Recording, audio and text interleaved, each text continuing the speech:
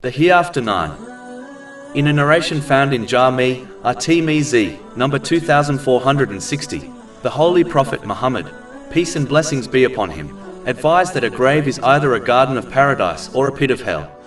This narration further explains that when a successful believer is placed in their grave, it widens and becomes comfortable for them, whereas the grave of a sinful person becomes extremely constricted and harmful for them. It is important to note that in reality, each person takes the garden of paradise or pit of hell with them when they depart this world in the form of their deeds. If a Muslim obeys Allah, the Exalted, by fulfilling His commands, refraining from His prohibitions, and faces destiny with patience according to the traditions of the Holy Prophet Muhammad, peace and blessings be upon him, then it will ensure they use the blessings they have been granted in ways pleasing to Allah, the Exalted. This will ensure they prepare the deeds required to make their grave a garden of paradise. But if they disobey Allah, the Exalted, by misusing the blessings they have been granted, then their sins will create the pit of hell they will rest in until the day of judgment. Therefore, Muslims must act today and not delay in this preparation, as the time of death is unknown and often comes suddenly.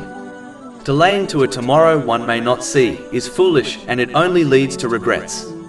The same way a person spends much energy and time beautifying their home in this world, the home they will only remain in for a short time, they must strive harder in beautifying their grave, as the journey to it is inevitable and the stay there very long. And if one suffers in their grave, then what follows will only be worse. This has been warned in a narration found in Sunan Ibn Majah, number 4267. One must never forget that the people and worldly things, such as their business, they dedicate most of their energy to, will abandon them when they reach their grave. Only their deeds will accompany them, the same deeds which will determine whether they are placed in a garden of paradise or a pit of hell. Finally, a person must not be fooled into assuming that one's faith is good enough to ensure their garden of paradise. Faith is an inward state which must be reflected outwardly through one's deeds. This is what the knower of what is in the hearts has commanded.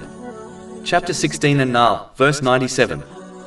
Whoever does righteousness, whether male or female, while he is a believer, we will surely give them their reward in the hereafter according to the best of what they used to do.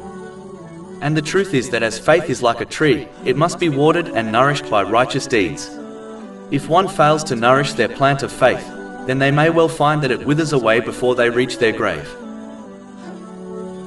Over 400 free ebooks, audiobooks, infographics, podcasts and blogs available on our website, www.shakepod.com.